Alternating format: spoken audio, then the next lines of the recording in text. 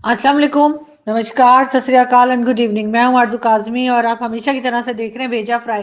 जी हाँ, भेजा फ्राई के नए एपिसोड के साथ हम हाजिर हैं और इससे पहले कि हमेशा की तरह हम न्यूज़ की तरफ तो जाएंगे ही, लेकिन उससे पहले आप सबसे रिक्वेस्ट है कि जिसने भी चैनल को सब्सक्राइब नहीं किया है, प्लीज़ चैनल को सब्सक्राइब करना ना भूलिएगा। और हम बढ़ते हैं आज की न्यूज़ की तरफ। सबसे पहले तो आप सब लोगों को जो हमें देख रहे हैं और जो हमें नहीं भी देख रहे, आप सबको बहुत बहुत होली की मुबारकबाद। और मुझे यकीन है कि बहुत से लोग भारत में जो है रंग खेल रहे होंगे और बड़ा मजा आ रहा होगा। और मूवीज में तो खैर हमने बहुत देखा है, मगर ये कि रियलिटी में मैंने खैर एक दो बार जरूर ऐसा हुआ है कि जब मैं स्कूल में थी और कराची में रहा करते थे, तो वहां पे हिंदू फ्रेंड्स थे और उनके साथ होली के इवेंट्स में जाने का या होली फेस्टिवल अटेंड करने का इत्तेफाक हुआ है।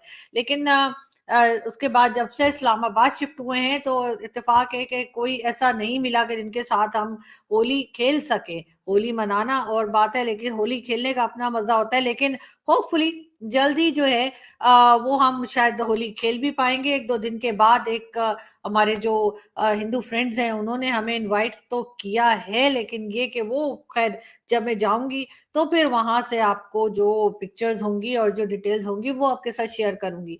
लेकिन फिलहाल हम आज की न्यूज की तरफ चलते हैं। और जैसा कि सब जानते ही हैं कि पूरी दुनिया में ही जहां जहां पर भी लोग हमारे रहते हैं, हिंदू कम्युनिटी के लोग रहते हैं, वहां पर होली मनाई जा रही है। और बड़ी जबरदस्त किस्म का बड़ा खूबसूरत फेस्टिवल होता है।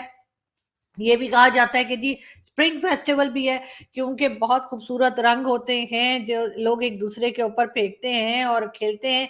और इसके साथ साथ पाकिस्तान में भी हिंदू कम्युनिटी मौजूद है। थोड़ी सी रह गई है जी, कुछ लोगों को हमने छोड़ दिया है। और मतलब कलमा पढ़ाने से छोड़ दिया है, वरना तो ज्यादातर को आप जानते हैं कि हमने कलमा पढ़ा दिया है। मगर कुछ लोग जो रह गए हैं, हम उनके लिए इतनी जगह भी नहीं छोड़ रहे या इतना टॉलरेंस भी नहीं है कि हम उनको होली का फेस्टिवल मनाने दें। और यही हमने इस साल भी देखा, जो कि बहुत अफसोसनाक है। लेकिन पंजाब यूनिवर्सिटी जैसी जगह पे जहाँ पे लोग तालीम हासिल करने जाते हैं, और लगता ये है कि कुछ सीखते वीखते कुछ भी नहीं है, क्योंकि पंजाब यूनिवर्सिटी में भी हंगामा हुआ और कई स्टूडेंट्स जो हैं वो जख्मी हो गए। तकरीबन 17 स्टूडेंट बताए जा रहे हैं जो जख्मी हो गए हैं। और झगड़ा क्या चल रहा था? झगड़ा जी ये चल रहा था कि वहां पर जो हिंदू स्टूडेंट्स हैं वो होली का फेस्टिवल मनाना चाह रहे थे और उसके ऊपर शदीद किस्म का झगड़ा हुआ। और जमीयत यानी कि जो रिलीजियस ग्रुप्स के जो स्टूडेंट्स थे उनके साथ उनकी झड़प हुई, उनका झगड़ा हुआ और उनके क्लैशेस हुए। और उसके बाद बात जो थी वो मारपीट तक चली गई। और बड़ा अफसोस हुआ मुझे ये सब कुछ जानकर। और ये सब कुछ आपको डॉन न्यूज़पेपर जो हमारे यहाँ पाकिस्तान का बड़ा एक समझा जाता है कि बड़ी सही खबर देते हैं, उधर से भी ये न्यूज़ आपको मिल जाएगी। लेकिन साथ साथ पंजाब के बाद हमने सुना सिंध यूनिवर्सिटी का। और जी सिंध यूनिवर्सिटी में भी यानी कि कराची सिंध यूनिवर्सिटी में भी इसी किस्म का वाकया हुआ। और उन लोगों को जो हिंदू कम्युनिटी से थे उन्हें जो है होली का फेस्टिवल मनाने से रोका गया। मुझे अफ़सोस होता है, मुझे शर्म आती है, मुझे एम्बैरेसमेंट फ़ील होती है ये सब बातें आप लोगों से करते हुए। लेकिन सच्चाई यही है कि हमारे साथ ऐसा होता है और हम लोगों के साथ ऐसा करते हैं। खैर हम एक वीडियो देखते हैं और फिर इस पे बात करते हैं। जी अस्सलाम वालेकुम। अभी आप बताएं क्या मसला हुआ था सुबह कराची यूनिवर्सिटी में। जी मैं हिंदू कम्युनिटी से ताल्लुक़ रखती हूँ। मैं सिंधी हूँ। सिंधी डिपार्ट में हम आराम से होली मना रहे थे, तो जमायत वाले आगे, इस्लामी जमायत वाले वो आगे हरास करने लगे। हम गर्ल्स थे, होली खेल रहे थे, क्लास में सिंपल सिर्फ होली खेल रहे थे, तो उन्होंने हमारे क्लास फेलो जो हमारे साथ होली खेले थे उन्होंने उनको मारा पीटा। ये किया। मेरा ये मुताला है कि सही है, सही है। मेरा मतलब ये मुताला है कि जब पाकिस्तान में हर मजहब अपने हिसाब से, या अगर देख ले ईद वगैरह सब आराम से मना लेते हैं, तो हम सिर्फ एक होली, एक कलर जो डे होता है, ये क्यों नहीं मना सकते? बिल्कुल, वो एक सही बात कर रही थी जो स्टूडेंट थी कि आखिर अगर हर त्योहार मनाते हैं, चाहे ईद हो या कोई भी, तो फिर आखिर होली जो इतना खूबसूरत त्योहार है, इतना खूबसूरत फेस्टिवल है, वो क्यों नहीं मनाया जा सकता? मैं बताती हूँ कि क्यों नहीं मना सकते। पाकिस्तान में आप चाहे होली हो, चाहे दिवाली हो, चाहे क्रिसमस हो या कोई भी किसी रिलीजन का फेस्टिवल हो, उसमें बहुत ही जो है वो लोगों को परेशान किया जाता है, तंग किया जाता है। क्रिश्चियंस को हम थोड़ा-सा फिर भी मार्जिन दे देते हैं और क्रिसमस के लिए जो है वो थोड़े बहुत हमारे यहाँ नौटंकी हो जाती है। वो तो ख़ैर हिंदू फेस्टिवल्स पे भी जाती है, लेकिन ज़्यादातर क्रिश्चियन फेस्टिवल्स के वक़्त हम थोड़ा-सा फिर भी थोड़ा टॉलरेंस लेवल जो है वो थोड़ा-सा बढ़ा देते हैं, लेकिन बाकी टाइम जो है वो हम यही देखते हैं कि लोगों को तंग किया जाता है। उसकी एक बहुत बड़ा रीज़न जो है ना, ये जो टू नेशन थ्योरी का चूरन बेचा गया था 1947 से पहले और 1947 के बाद अभी तक जो बिक रहा है हमारे यहाँ, वो ये कि जी हिंदू और मुस्लिम्स एक जगह नहीं रह सकते। ये चीज़ हम अभी तक अपने दिमागों में लेके चल रहे हैं और इस चीज़ में से हम कभी निकल ही नहीं पाए। ये जो नफ़रतें हमारे दिलों के अंदर डाली गई थी उस टाइम पे जब पाकिस्तान बनाने का इरादा किया होगा ज़ाहिर है लोगों ने, तो वो चीज़ अभी तक पाकिस्तानी अपने दिलों में रखते हैं और अभी तक वही लेकर चल रहे हैं और यही रीज़न है कि हमने कभी इस बात को एक्सेप्ट ही नहीं किया कि हमारे साथ कोई दूसरे रिलीजन के लोग भी रहते हैं, उनके भी फेस्टिवल होते हैं, उनके भी जहाँ पे भी वो जाएँ, चाहे वो मंदिर हो, चाहे वो गुरुद्वारा हो या चर्च हो, हमें उसकी भी उतनी ही रिस्पेक्ट करनी है जितनी हम मस्जिद की करते हैं। ऐसी चीज़ें हमने नहीं सीखी, बल्कि एक वीडियो तो मैंने आपको दिखाई भी थी जिसमें कोई बैठ के मौलाना ये कह रहा था कि हाँ जी, माइनॉरिटीज कम हो गई हैं, वो कम इस तरह हो गई हैं कि जी हमने उनको कलमा पढ़ा दिया है, वो ईमान लेकर आ गए। इस किस्म की फजूल की बातें पाकिस्तान में की जाती हैं। यही वजह है कि मियाँ मिट्ठू जैसे आदमी को हमारे यहाँ इस्लामाबाद जैसी सिटी में बुलाया गया और उसको एक पैनलिस्ट के तौर पे बिठाया गया और टॉपिक क्या था? बिल्कुल जी यही कि जी सिंध में और बाकी जगह पे जिस तरह से हिंदू बच्चियों को उठा के ले जाया जाता है और उनकी ज़बरदस्ती शादियाँ करवाई जाती हैं, ज़बरदस्ती उनका जो है वो रिलिजन चेंज करवाया जाता है। उसके ऊपर जब सेमिनार किया गया तो उस सेमिनार में उस क्रिमिनल को भी बिठाया गया जो कि ये सब कुछ करता है, जो कि बड़े धड़ल्ले से करता है और उसके टर्म्स कहाँ-कहाँ और किसके साथ है, यानी कि वो आपको उसकी पिक्चर जो है वो इमरान खान के साथ भी दिखाई देगी, बाकी पॉलिटिशियंस के साथ भी होगी। इसके साथ-साथ आपको उसकी पिक्चर्स जो हैं वो हमारे पहले जो आर्मी चीफ थे जनरल कमर जावेद बाजवा उनके साथ भी वो आदमी खड़ा हुआ नज़र आएगा। इसका मतलब है कि ज़ाहिर है उसको हर तरफ से जो है वो प्रोटेक्शन है और इसी वजह से ना वो किसी से डरता है, ना वो रुकता है और वो धड़ल्ले के साथ ये काम करता चला जा रहा है। मगर अब अच्छी बात ये है कि जो इस किस्म के इश्यूज़ हो रहे हैं कि कभी दिवाली नहीं मनाने दे रहे, कभी होली नहीं मनाने दे रहे, कभी और तरह से तंग किया जा रहा है, यहाँ तक कि पेशावर में तो शमशान घाट तक नहीं है और वहाँ पे अगर हिंदू कम्युनिटी में किसी की डेथ हो जाए तो उनको लेके दूर-दराज के इलाकों में उन्हें जाना पड़ता है और उनके अपने इलाकों में जो है वहाँ पर शमशान घाट तक नहीं है। ये बात भी मुझे जो है कि हिंदू कम्युनिटी के लोग जो हैं उन्होंने बताई थी और मैं पूरे कॉन्फिडेंस के साथ ये बात कर रही हूँ कि उन्होंने ये बात बिल्कुल ठीक बताई थी। उसपे हमें कोई शर्म-वर्म नहीं आती, हम लोग बहुत ही अजीब और गरीब किस्म के लोग बनते चले जा रहे हैं, मेरे ख्याल है इंसान तो कहलाने के हकदार नहीं है।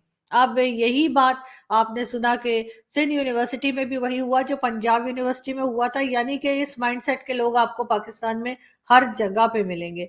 उसकी वजह यही है कि हमारे यहाँ तालीम की कमी है और जो टू नेशन थ्योरी का चूरन हमने बेचा था, वो बहुत खतरनाक हद तक जो है अभी तक हमारे ब्लड के अंदर घूम रहा है और हमें बस यही लगता है कि हमारे साथ अगर कोई रह सकता है तो सिर्फ मुस्लिम्स ही रह सकते हैं, बाकी कोई भी हो हम उन्हें कलमा पढ़ा दें और उस इसी किस्म की हरकतें करते रहें कि ना वो फेस्टिवल मना सकते हैं, ना ही खुल के सांस ले सकते हैं। हमने इतना मुश्किल कर दिया है अपने यहाँ पाकिस्तान में माइनॉरिटीज का रहना और हैरत की बात ये है कि ह्यूमन राइट्स वाले और इस किस्म की जो सारी ऑर्गेनाइजेशंस होती हैं उनको हमारे यहाँ ये कुछ नजर ही नहीं आता, वरना शायद कुछ चीज़ें बेहतर हो सकती थी, अगर पाकिस्तान के ऊपर ह्यूमन राइट्स वाले जो हैं, वो भी थोड़ी-सी हमें थोड़ा-सा जिसे कहते हैं ना डंडा देते, थोड़े-से 2 कान के नीचे लगाते, तो शायद यहाँ पे कुछ बेहतर हो सके। अदरवाइज़ किसी को शर्म और गैरत नाम की चीज़ कम से कम हमारे यहाँ नहीं मिलती। अगर किसी और कंट्री में मिलती हो तो मालूम नहीं, लेकिन हमारे यहाँ हम इस चीज़ को बढ़ाते चले जा रहे हैं।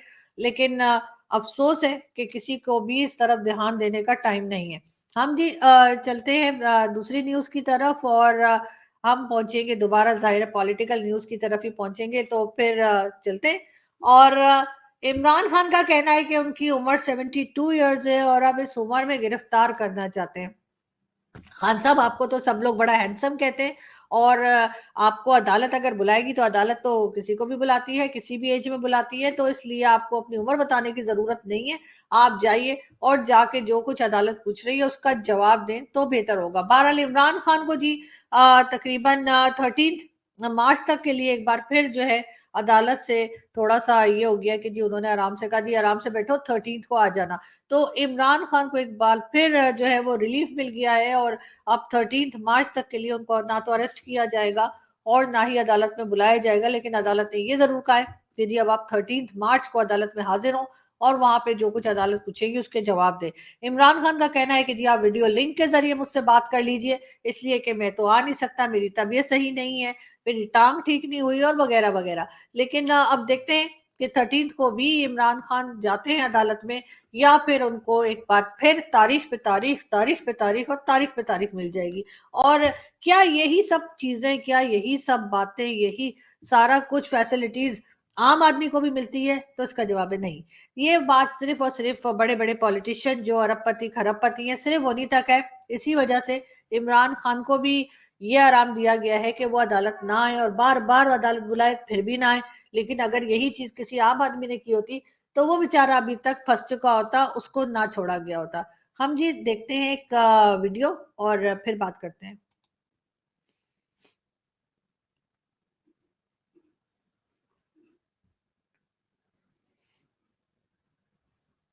जी, ये थे फवाद चौधरी और फवाद चौधरी साहब के साथ थे चौधरी परवेज़ इलाही जी। और चौधरी परवेज़ इलाही वही जिन्होंने अपनी पार्टी के साथ यानी कि पीएमएल-क्यू में थे वो पहले और वहाँ से अपने कुछ मेंबर्स के साथ वो इमरान खान की पीटीआई में शामिल हो गए और अब इमरान खान ने चौधरी परवेज़ इलाही को बना दिया है जी प्रेज़िडेंट ऑफ पीटीआई। जी हाँ, इमरान खान की पार्टी पाकिस्तान तहरीक-ए-इंसाफ के अब इमरान खान चेयरमैन होंगे और परवेज़ इलाही साहब प्रेज़िडेंट होंगे। यानी कि दोनों भाई खेलेंगे और बाकी लोग बाकी टीम जो है मेरा ख्याल है वो बैठकर चिलगोज़े खाएगी। चिलगोज़े का सीज़न तो चला गया है। लेकिन बहरहाल कहा यही जा रहा है कि इमरान खान ने जो है एक बार फिर जिनको वो कहा करते थे कि पंजाब का सबसे बड़ा डाकू कहा करते थे परवेज़ इलाही को, परवेज़ इलाही साहब को उन्होंने यानी कि पंजाब के सबसे बड़े डाकू को इमरान खान ने अपनी ही पार्टी का प्रेज़िडेंट बना दिया है।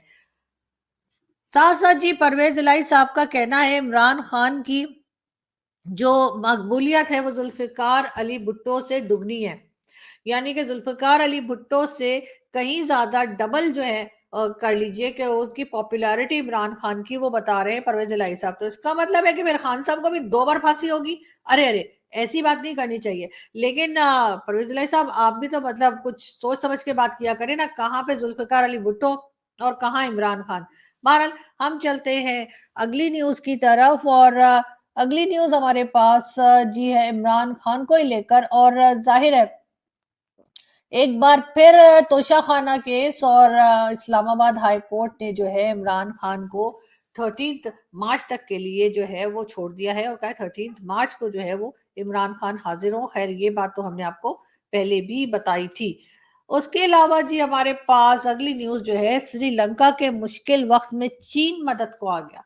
जी हाँ, कहा यह जा रहा है कि चाइना जो है वो मदद करेगा श्रीलंका की और श्रीलंका का तो आप लोग सब जानते ही हैं कि श्रीलंका इस वक्त किस तरह की मुश्किलों में है और कहा तो ये भी जा रहा है कि पाकिस्तान भी कहीं श्रीलंका ना बन जाए। लेकिन चाइना क्या पाकिस्तान की इस तरह से मदद के लिए आगे आएगा, ये बात जो है वो वक्त ही बताएगा। रमजान आ रहा है जी, रमजान पैकेज के तहत गरीब घरानों को मुफ्त आटा फराहम करने की मंजूरी। जी हाँ, प्राइम मिनिस्टर शहबाज शरीफ ने कहा है कि जो गरीब खानदान है पाकिस्तान में उनको पूरे रमजान जो है मुफ्त आटा जो है वो दिया जाएगा।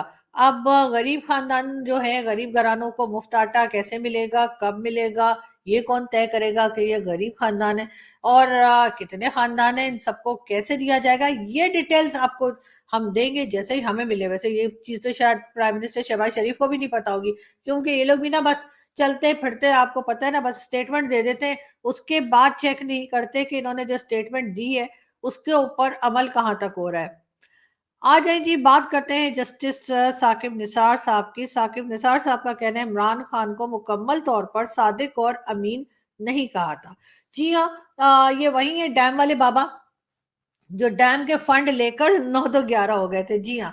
और अब उनका ये कहना है, उन्होंने एक इंटरव्यू दिया है, टीवी को इंटरव्यू दिया है, और उनका ये भी कहना है कि ये उनका आखिरी इंटरव्यू है। नहीं, नहीं, उनको कुछ नहीं हुआ, वो ऊपर भी नहीं जा रहे, ऐसी कोई बात नहीं, बिल्कुल ठीक है। उन्होंने सिर्फ ये कहा है कि अब वो किसी को इंटरव्यू नहीं देंगे, और एक बुक उन्होंने लिखी है, और वो बुक जो है वो जब उनकी मतलब उनका टिकट कट जाएगा ना, वो जो ऊपर चले जाते हैं, बिल्कुल ही ऊपर चले जाते, जी जी जी, वो वाला टिकट जब कट जाएगा तो उन्होंने कहा कि उनकी बुक पब्लिश हो जाएगी, और जब बुक पब्लिश हो जाएगी तो उसमें बहुत सारे सीक्रेट्स निकलेंगे।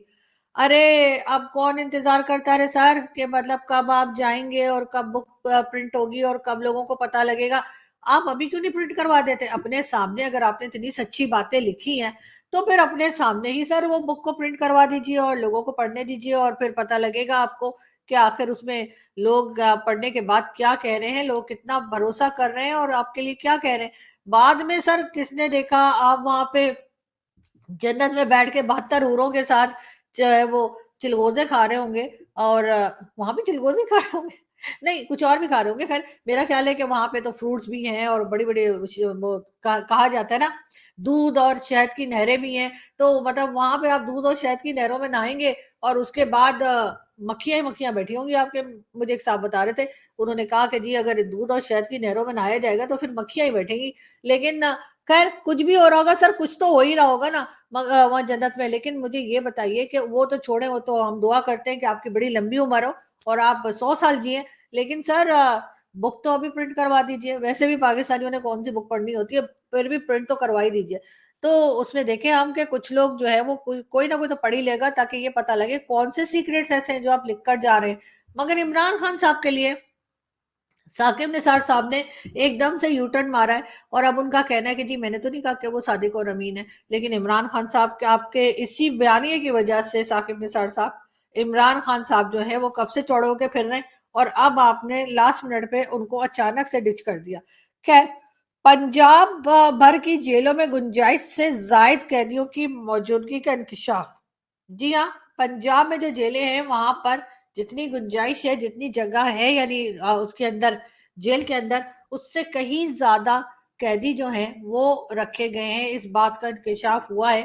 तो कुछ को छोड़ दीजिए, वैसे भी बहुत से तो बाहर वैसे ही घूम रहे हैं, और छोड़ेंगे लेकिन टीटीपी वालों को ना छोड़ दीजिएगा, अगर आप लोगों ने वाकई में टीटीपी वालों को भी अरेस्ट कर रखा है, जिसका कि इम्कान कम ही है। मगर खैर हम बढ़ते हैं आगे। दिवालिया होने से मुल्क खत्म नहीं होते। मुल्क अमेरिका और जापान भी दिवालिया हुए थे लेकिन उन्होंने कमबैक किया। ये कहना है जी आसिफ अली जरदारी साहब का कि अगर पाकिस्तान डिफॉल्ट होने पे भी आ गया तब भी कोई फर्क नहीं पड़ेगा, क्योंकि अमेरिका और उसके साथ साथ उनका कहना है कि जी जापान भी डिफॉल्ट हो चुका है लेकिन उसके बाद उन्होंने कमबैक किया। तो सर वो अमेरिका और जापान थे, पाकिस्तान नहीं था। मतलब आप कहीं से कहीं कंपेयर कर देते हैं। आप कैसे समझ रहे हैं कि अगर हमारे साथ भी वही हुआ जो अमेरिका और जापान के साथ हुआ था तो क्या हम कम बैक कर सकेंगे? कम से कम मुझे तो नहीं लगता। खैर हम एक वीडियो देखते हैं। ये नहीं है कि सिर्फ मैं उसके मुंह को प्रोटेक्ट कर लूं और वायरस वो नीचे से ले आए। जी ये थी फिरदौस आशिक अवान साहिबा, और ये मेरा ख्याल है कि ये कोविड के बारे में बात कर रही थी। लेकिन खैर मैं तो वीडियो जरदारी साहब की ढूंढ रही थी, पता नहीं ये फिरदौस आपा कहाँ से निकल आई। मगर खैर हम आपको वो वीडियो भी दिखाते हैं जो कि जरदारी साहब की है। ये जो पागल खान है इसने ऐसा खाना खराब किया पाकिस्तान का, इकोनॉमी का, ऐसी दलदल में हमें फंसा गया है कि बड़ी मुश्किल से हम पार लगेंगे। इंशाल्लाह लगेंगे। ये नहीं है कि कोई ऐसा काम है जो पाकिस्तानी ना कर सके। पाकिस्तानी एक बहुत समझे कि मुहज़्ज़ब कौम है, हम लोग में जज्बा है, अकल है, काम करने की लगन है। तो ये सोचना कि पाकिस्तान कोई पब्लिक लिमिटेड कंपनी नहीं है, पाकिस्तान मुल्क है और मुल्कों में हुआ है। एक ज़माने में इंडिया के पास सिर्फ 1 बिलियन रिजर्व्स थे, उनको अपना सोना बेचना पड़ा स्विट्ज़रलैंड $265 मिलियन लेने के लिए। तो ये ऊंच नीच आती रहती है। ऐसे बेवकूफ़ को हमने प्राइम मिनिस्टर बनवा दिया लोगों ने कि उसने सोचा ही नहीं। आज भी उसकी समझ ये है कि वो वनडे क्रिकेट खेल रहा है। किसी ने जी, ये थे आसिफ अली जरदारी साहब, जो हमारे प्रेसिडेंट भी रह चुके हैं, और उनका ये कहना है कि जी मुल्कों के साथ ऐसा होता रहता है। इंडिया के साथ भी एक बार ऐसा हुआ था, और इंडिया ने फिर अपना सोना जो है वो बेच के या गिरवी रख कर जो है वो अपना पैसे ले लिए थे।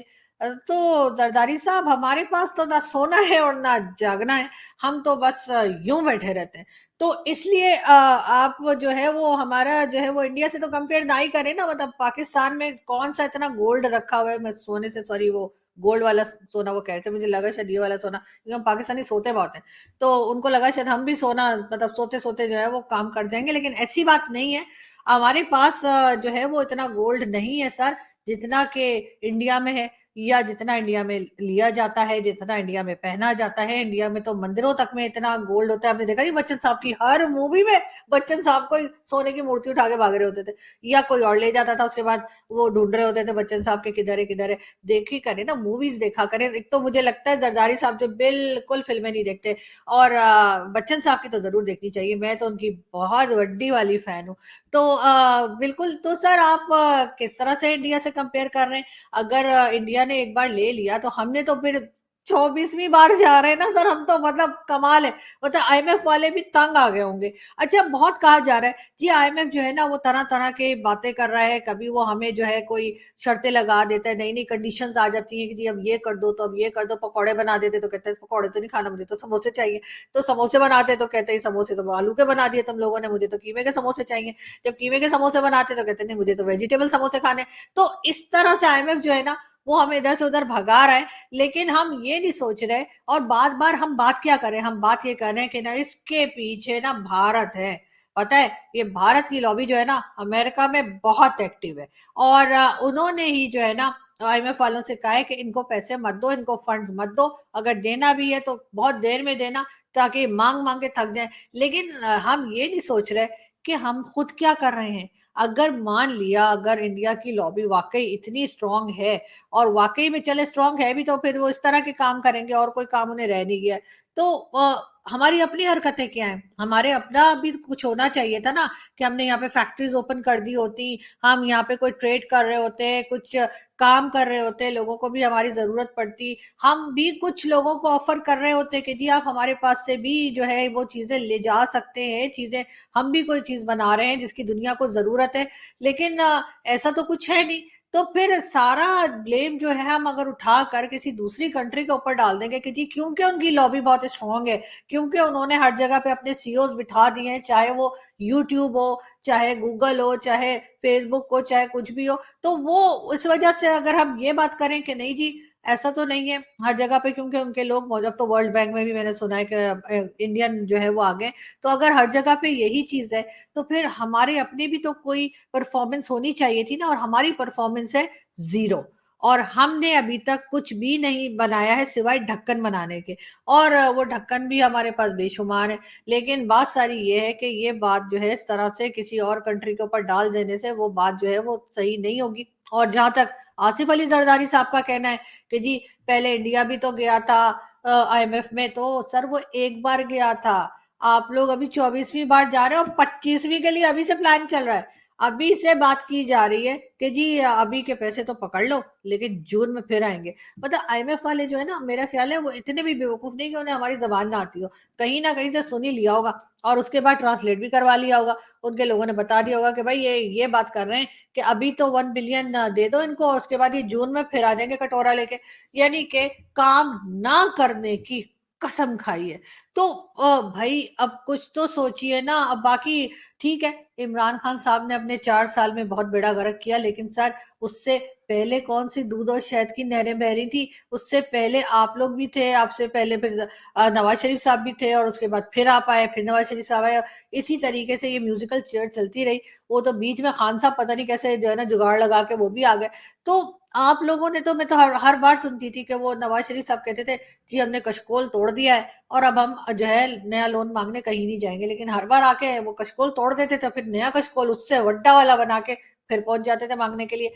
तो ये मांगने का जो रिवाज है ना, ये तो हमारे यहाँ हर गवर्नमेंट में रहा है, तभी तो हमारा ये हाल हुआ है। वो बीच में थोड़े से आपने जो है ना वो वहां पे जो तालिबान है उनके साथ जुगाड़ लगा लिया था और वो जो 20-22 साल आपके निकल गए ना अमेरिका के साथ कि जी ठीक है वॉर ऑफ टेरर लड़ रहे, उसमें थोड़ा-सा आपने थोड़ा बहुत कमाई की थी, वो भी मतलब ऐसा नहीं था कि आपने कोई मेहनत की थी। आपने बस जगह दे दी, ठीक है यहाँ से ले जाओ अपने ड्रोन और ले जाके वहाँ पे बम टपका दो। तो वो उसके ज़ाहिर है ये सब कुछ हो रहा था, काम आपने फिर भी कुछ नहीं किया था। फौजी भी आपके खाली बैठे हुए थे, हर थोड़े दिन में जो है बस ये कहते थे, हाँ जी, हाँ, भारत हमला कर रहा है, कभी कुछ हो रहा है, कभी हम वहाँ चले जाएँगे, दिल्ली पे अपना झंडा लगाकर आ जाएँगे और इसी किस्म की बातें होती रहीं।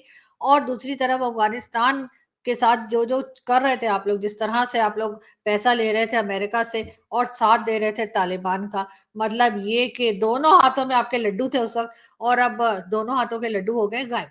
तो अब आपको ये सोचना है कि अब अगर कोई पैसा आएगा पाकिस्तान में, अव्वल तो आता हुआ दिखाई नहीं दे रहा, कोई दे नहीं रहा, सिर्फ कहानियां कर रहे हैं। आईएमएफ वाले भी ना इतनी नाक से लकीरें खिंचवा रहे हैं 1 बिलियन के लिए कि बस ना पूछें। लेकिन हाँ ये जरूर है कि अगर वो पैसा दे देते हैं, जो कि दे ही देंगे, मुझे यकीन है, इसलिए कि हमारे माँगने में हम लोग बहुत टैलेंटेड हैं। हमें टाइम ज़रूर लगता है, कभी-कभी लोगों को होता है कि भई फंड निकालते-निकालते उनको जो है वो थोड़ा-सा टाइम लगा लेते हैं, लेकिन हम बहरहाल पैसा लेकर ही वापस आते हैं। तो पैसा तो आ जाएगा, लेकिन उसके बाद उस पैसे को मुल्क में रोकना होगा। उसके बाद उस पैसे से कुछ ऐसा काम करना पड़ेगा कि फैक्ट्रीज़ चलें, अपना कुछ खुद कमाएँ, खुद। और ये जो आपने ये शुरू कर रखा है ना लैंड ग्रैबिंग और डीएचए बन रहा है और कहीं मलिक रियाज है तो कहीं पे डीएचए बन रहा है। ये दोनों चीज़ें जो है ना, ये बंद करनी पड़ेंगी और उन ज़मीनों पे जो है ना कुछ आटा और चावल, दालें और गेहूँ, गंदम कुछ उगाएँ ताकि लोग यहाँ पे खा सकें और कुछ थोड़ा-सा पाकिस्तान की। वैसे तो ख़ैर इज़्ज़त आनी-जानी चीज़ है, हम लोग इज़्ज़त की इतनी परवाह नहीं करते। इज़्ज़त का क्या है जी, आज है, कल नहीं है, परसों फिर नहीं है। तो इसलिए वो तो हमें आदत सी हो गई बेइज़्ज़त होने की। लेकिन फिर भी सर कभी-कभी दिल करता है कि कहीं जाएँ तो लोग हमारे पासपोर्ट की भी इज़्ज़त करें, कहीं जाएँ तो लोग कहें अच्छा-अच्छा पाकिस्तान से आए, ऐसा ना हो कि अच्छा आप पाकिस्तान से हैं। ये मतलब ये वाला स्टाइल जो है ना, ये हम मज़ीद नहीं देखना चाहते। तो थोड़ा-सा ख़्याल कीजिए और मतलब ये पैसा जो आप लोगों ने इतना बना लिया है ना, वो तो ख़ैर ज़रदारी साहब आपने भी ठीक मतलब आपको ऐसे ही तो नहीं ना क्या बोलूँ मैं, मिस्टर 10% भी कहा जाता था।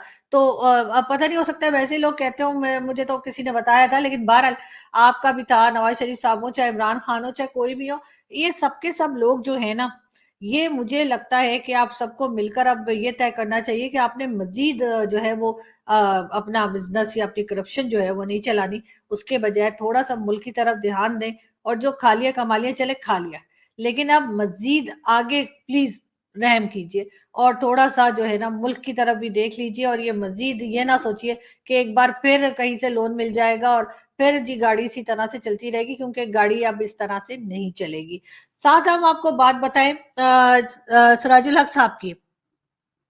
सिराजुल हक साहब का कहना है मेरे पास जो लिस्ट है उसमें उन्होंने कहा ही है कि 18 लोग हैं और ये मैं आपको पहले बता चुकी हूँ कि करोड़ों उन्होंने बताए कि उन लोगों के पास है, बल्कि अरबों बिलियंस के हिसाब से जो है वो पैसे लोगों के पास है, जिनकी लिस्ट जो है वो सिराजुल हक साहब के पास है। सिराजुल हक साहब से मैं ये भी कहूंगी कि ठीक है उसमें आपने ब्यूरोक्रेट्स के नाम भी बताए हैं, आपने कहा कि जी उसमें पॉलिटिशियंस भी हैं, उसमें फौजी जर्नल्स भी हैं, लेकिन लेकिन आप उसमें जो रिलीजियस पार्टीज हैं, जिसमें आपकी अपनी पार्टी भी शामिल है और जिसमें आपके ये मदरसे वगैरह आते हैं, हर किस्म के मदरसे आते हैं जिसमें बच्चों के ब्रेन वॉश करके और उनको क्या कुछ सिखाया जाता है दूसरे रिलीजन से नफरत और जिहाद, ये सब, ये जो तरह तरह के मदरसे और इसी किस्म के इंस्टीट्यूशंस पूरे पाकिस्तान में फैले हुए हैं, इनके पास भी बहुत पैसा है, इनको बहुत लोग फंड करते हैं और यहीं से लोग निकलते हैं टेररिस्ट बन के, यहीं से लोग निकलते हैं एक्सट्रीमिस्ट बन के। और उनके पास जो पैसा है उसको भी आप जरा निकलवाइए, अगर वो पैसा निकल आया तब भी पाकिस्तान को किसी से मांगने की जरूरत नहीं पड़ेगी, क्योंकि मैंने तो आज तक किसी मौलवी को नहीं देखा जिसके पास पैसा ना हो, जो बड़ी-बड़ी गाड़ियों में ना घूमता हो, जो बाहर के टूर्स ना करता हो दूसरी कंट्रीज के और जो अय्याशी में ना रहता हो। चाहे आप किसी के भी नाम ले लीजिए, मौलाना तारिक जमील के पास कितना पैसा निकला, उनके कितने अकाउंट्स अभी पता लगे कि उस पे जो थे वो बिलियंस ऑफ रुपीस थे और उसके बाद से मौलाना साहब कहीं दाएं-बाएं हो गए। नजर नहीं आ रहे, लेकिन वो अकेले नहीं है, उनके साथ साथ और भी बहुत लोग हैं। तो आप अगर सिर्फ इन मदरसों से और इन्हें जो फंड लिया जाता है ना, ये जैसे हाफिज सईद के मदरसे हैं और इसी तरह से सैयद सलाउद्दीन और दूसरे जो जिन्हें बड़े बड़े मतलब जो हमारे हीरोज हैं ना, वो आप जानते हैं। तो जी हाँ जी, हम तो उन्हें हीरो ही कहते हैं। तो जी उनके जो मदरसे और इनकी जो इदारे हैं, जो इन लोगों ने अपनी ऑर्गेनाइजेशंस बना के रखी हैं, जिसपे ये जिहाद के नाम पे, कश्मीर के नाम पे, कभी किसी चीज के नाम पे, कभी इस्लाम के नाम पे ये जो जमा करते हैं पैसा, वो पैसा अगर आप लोग इनसे निकलवा लें तो भी पाकिस्तान को किसी से पैसा मांगने की जरूरत नहीं पड़ेगी। यहाँ से हम चलते हैं और आप लोगों से मुलाकात होगी नेक्स्ट वीडियो में। अभी मेरे पास वैसे बहुत सारे कुछ है बोलने के लिए, लेकिन मुझे लग रहा है कि वीडियो लंबी हो जाएगी और फिर आप लोग कहेंगे कि इतनी लंबी वीडियो बना दी, तो इसलिए अब आपसे मिलूंगी कल। अपना बहुत सारा ख्याल रखिएगा, हंसते रहिए, मुस्कुराते रहिए। एक बार फिर हैप्पी होली टू एवरीवन, खुश रहिए और आई विश कि आप सबकी लाइफ में बहुत खूबसूरत रंग हो और बहुत खूबसूरत लोग हों और आप लोग खुश रहें। Thank you.